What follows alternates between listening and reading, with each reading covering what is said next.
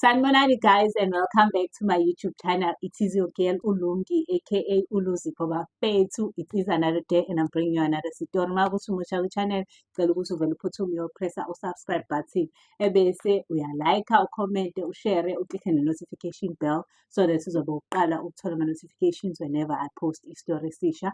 Nokuthi bafethu okunye ngifuna unikhumbuza khona ukuthi asawaskipha ama-adverts, asiwaskipha ama-video, sayibuka nje i-video from iqala ize iyophela bafethu. Sino-super thanks uma ukuthi nje unesifiso sokuthi nawe uthi gcobo laphaya kwi-channel yethu ukuze ukhule, you are welcome. Uzongena ku-super thanks uselect i-category ehambisana nawe bafethu.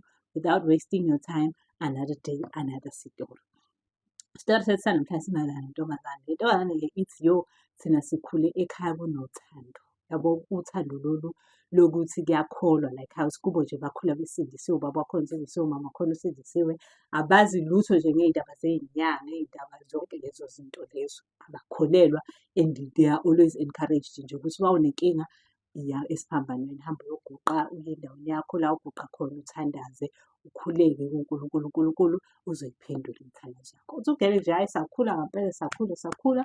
Futhi as isikhathi sihamba kwavedane kwashona nje ubaba ngendlela nje embi kabi. Ubaba waba kwisiphihle nje sengozi yemoto washona ubaba. Uthi yabo ukushona kwababa kwavele kwaba ngazuthi nje angazi siqalekiso ey'mpilweni zethu. Impilo zethu zashintsha. Uthi we were living the best life thina ubaba esakhona yabo. Uthi ekushoneni kwababa iy'mpilo zavele zashintsha. Uthi hhayi saqala manje la ekhaya sadonsa kanzima yabo. Uthi hhayi masidonsa kanzima kodwa uma ulokhu eyibambile, lokhu eshilo ukuthi nje yes wini yonke into yabo. Hamba ukhuleka, siyakhuleka la ekhaya day and night yabo nje siyakholwa, siphuthe esontweni. Hhayi uthi sikhuleke-ke sihambe-ke sifunde futhi sifunde kahle. Ungazamele ukuthi nje sifunde sibe right. Hhayi uthi sinede sifunde sibe right kodwa masifunda akekho umuntu yabo siyafunda but nje akukhanyi. Uthi nje kube mnyama after nje i-varsity kuvedane kube mnyama yabo. Uthi ngale ndlela yokuthi nje sonke izinto esasifunde sagcina singazenzanga. Uthi yabo ugcina usuwela entweni wazi kahle ukuthi yabo lento ngangifundile ukuthi angisoze ngaba yiyona yabo. Nakule nto owela kuyona nayo nje iwumshizilo nje ongawazi. Uthi ugele hhayi kucace ukuthi nje siyasebenza but akekho happy. Akekho nje o-happy kithina sonke. Uthi hhayi kucace nje ukuthi hhayi abanye bavele be-give up-e, omunye waba yiphara. Uthi nje yabo impilo nje siyibone ilokhu ibhidlika la emehlweni ethu. Uthi ugele hhayi ngithi ngelinye ilanga nje ngihamba.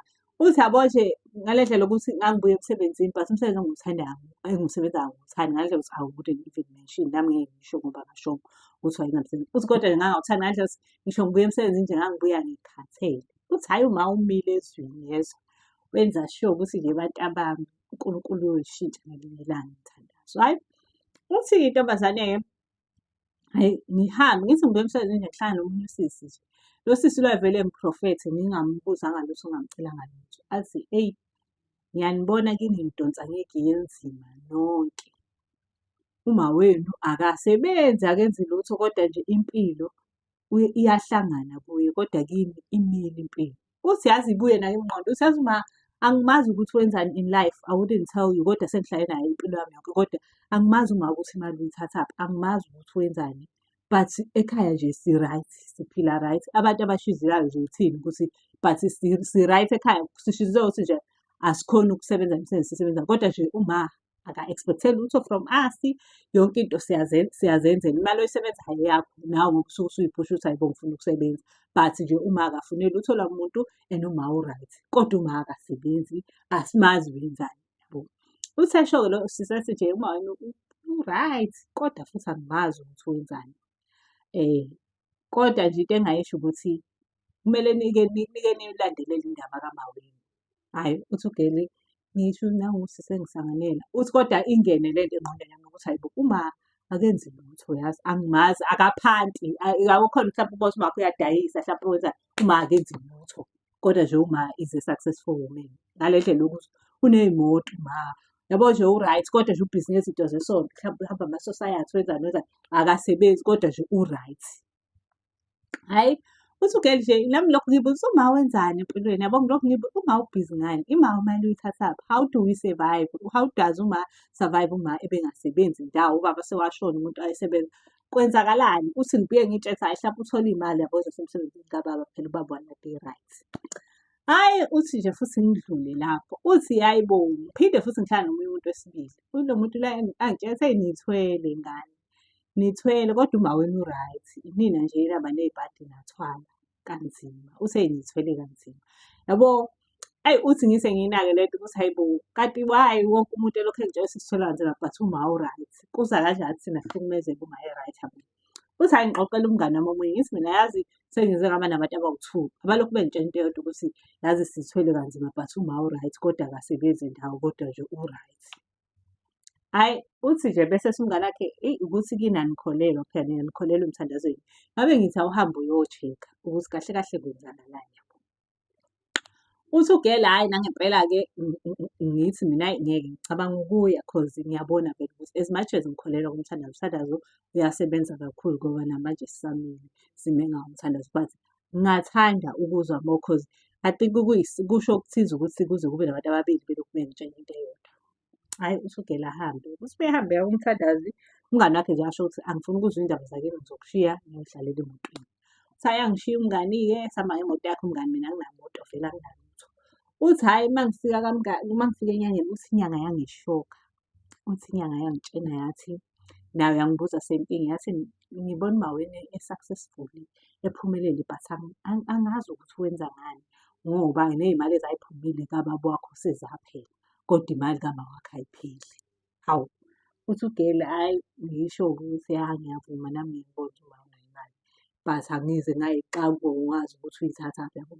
Uthi mese kodwa nina niyahlupheka ngale ndlela yokuthi kunanobhuti wenu waze waba yiphara ngenxa nje yokuhlupheka kuyakini akekho nje engimbona ephumelela nje kini niyazama kodwa akuhlangani and beninobuhlakani benihlakaniphile nina kodwa nje akuhlangani. Nobabona nje indlela ashona ngayo ayiqondakali. Hhayi ithi ingane ayi angazi kodwa ubaba bekwengozi yabo kanje kanje.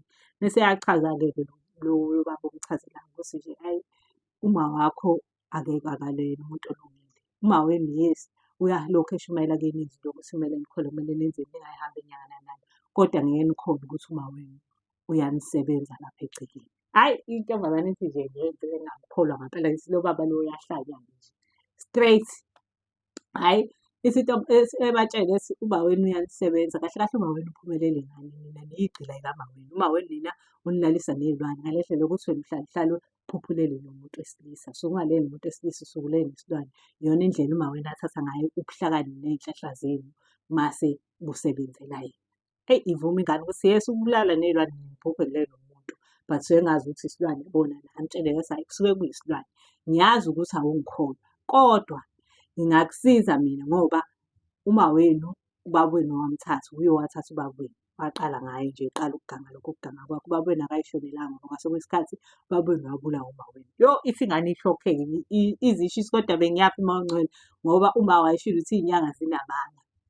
Hhayi ithi intombazane-ke aqhubeke-ke mese ethi uhamba ngolayini wena uma wakho uphezu kwakho njengamanje ubhizi nawe nje la kini nje bekuthandeke kwakhona ukuthi uzuze la ngoba wena bekungeke kuphele isikhathi esingakanani nawe kube khona okwehlelayo okukhulu ufe futhi ngoba amandla akho a-strong kakhulu uba wakho knows ukuthi u-powerful kangakanani kuy'ngane zakhe zonke the most powerful child uwena.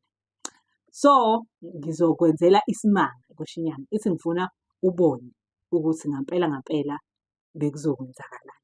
Hhayi ithi ingane-ke itshele futhi inyanga ithi ngizokusiza ithi ingane hhayi okay. Uthi hhayi imthakele-ke inyanga imgcabe-ke imgcobe imithi yakhona uthi mese iyahamba yezo. Uthi mese ezohamba mese eyamtshena-ke mese eyayitshena intombazane ukuthi uzohamba la njengoba uhamba uzolentuza nizohamba nomngani wakho nizohlangana nelentuzana ney'nkukhu yezwa. Wathi nizohlangana ney'nkukhu ey'ntathu yezwa. Hhayi ithi intombazane okay kodwa nje ukubona into ungakholelwa kuyona. Athi nizohlangana ney'nkukhu ey'ntathu lezi nkukhu zizolokhu zizama ukuniphazamisa ngoba nihamba ngemoto. Shayisa ngesibhamu ngemoto kamngani.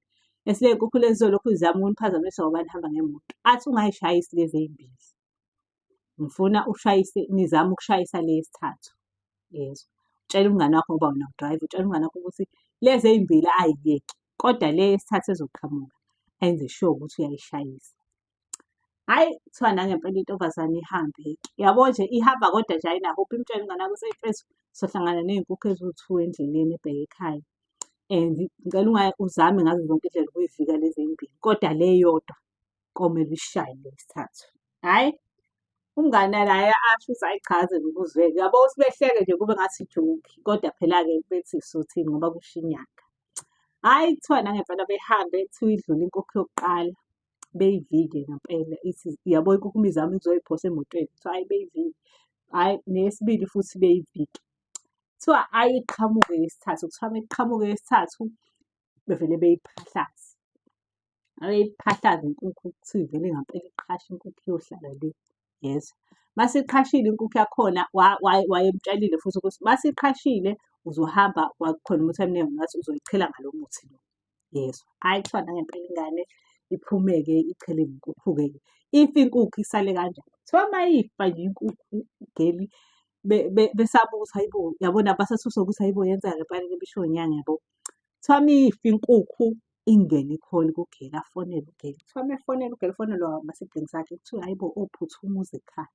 Hhayi kuthiwa ngempela ugeli uyaphuthuma yibo methi uyafika kubo hayibo umawakhe ulele and ugcwele into engathi yabo lo muthi kade echela ngawo inkukhu ugcwele kumawakhe. Uvele yabo umuntu uma ngabe evele wawa wase wajuluka wase waba angithi yabo inkukhu beyichela naye ucheliwe ngento efanayo the exact same thing. Hhayi bekhale bekhale bekhale intombazane-ke phela ayishongo kubo ukuthi iye ey'nyangeni nani. Ihambe-ke ifonela inyanga ithi hayibo kunenkinga la. Emva kokuthi ngishayise leya nkukhu ngibona uma exactly uvele ngathola i-call kwathiwa uma uwile. Same time ngenkathi kade leya nkukhu ishayiswa and manje uthi ufull-edu uma. Hhayi kuthiwa-ke bezama ukuzwa ukuthi inhliziyo iyashaya, inhliziyo kamama ayisashayi. Umama evele eshone on the spot naye, ushone on the spot. Hhayi kuthiwa-ke bebhelentuze-ke bekhale-ke lana-ke hhayi ifonela intombazane ithi hayibo nyanga kwenzeke inkinga and into engithusayo lo muthi engichele ngawo inkukhu uma naye uchelwe ngawo ebusweni. Kuthiwa mese eyasho-ke ulo inyanga-ke ithi yabo ngoba kade ngithi ungayishayisi lezi ey'mbili. Lezi nkukhu ey'mbili bekuyi-test. Umawami befuna ukuthesta ukuthi umawakhe ubesephezu kwakho vele.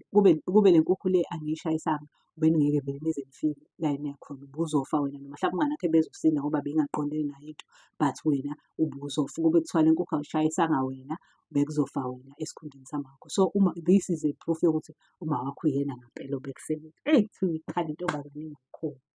So hhayi bekhale-ke naye ayikwazi nokuyishera le nto ngoba phela abantu bakuba bakholelwa and ngeke bekholwe ukuthi hhayi uma ubesiloya kanje kanje kanje. Hhayi kuthiwa nangempela ikhale-ke hhayi engcwatshwe-ke umama wakhona-ke hhayi ile nto ziphele indaba. But intombazane ingayitholi i-closure, ingakholwa yabo ukuthi ngempela yabo nawe ngeke uvele ukholwe ukuthi ubaba wakho ekuthanda ekukhulisile engabuye ekwenze kanje. Kuthiwa hhayi ihambe ingane iyofuna i-second opinion. Nomngani wami utshela ukuthi ayi ngiyayiqala mina le drama le engiyibonile and nami ngiyahluleka ukukholwa knowing uma wakho.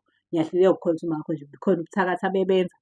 Hhayi kuthiwa behambe beye kwenye inyanga futhi nomngani wakhe. Hhayi kuthiwa ngempela nale nyanga ifike ichazela ukuthi nje mina benisazophela nje kini and lokhu abanye bengabi lutho abanye befa nje. Lokhu kuthiwa kuyashona kuyashona kanti uma wakho. Ithi intombazane angikholwanga angikaze ngicabanga ukuthi umama okuzalayo kungagcina futhi kuwuyena okwazi ukuthi egcine ezama ukukumosha, ezama ukukubulala, ezama ukuqeda ngawe. Uthi nje angikholwanga ngenxa nje yemali. Uthi nje emva kwalokho umama eshonile zaqala izinto zavuleka ey'nganeni zakithi. Uthi nje kwakhanya zaqala abanye bathola imisebenzi ababekade beyifundele. Uthi nje kuyabonakala nje ukuthi khona into esukile nemali masinayo sesiyakwazi ukubona ukuthi senzani. Noma abanye bethi bengakayitholi le misebenzi abaqondene nayo but imali usuyakwazi ukuyibona ukuthi hayibo nginemali ewukuthi. Uthi kodwa nje angikaze ngize ngixoxele muntu, angikaze nje abazi nje ama-siblings ami ukuthi kwenzakalani. Uthi nje kuthiwa nje akekho umuntu owaziyo ukuthi kwenzakalani. Umuntu owaziyo uyena nomngani wakhe kuphela lo abebehambe belentuza naye, ababehamba naye behambe be-check-a ukuthi kwenzakalani. Siphela lapho-ke isitori sethu sanamhlanje. hopefully khona nikufundile guys. Ngizobuya futhi again with another story. See you next time. Thank you. Ningakhohlwa ukusubscribe, like and share. Niklikhe ne-notification bell ukuze nizokwazi ukuthi nithole ama-notifications whenever I post a new story. Ngiyanithanda kakhulu.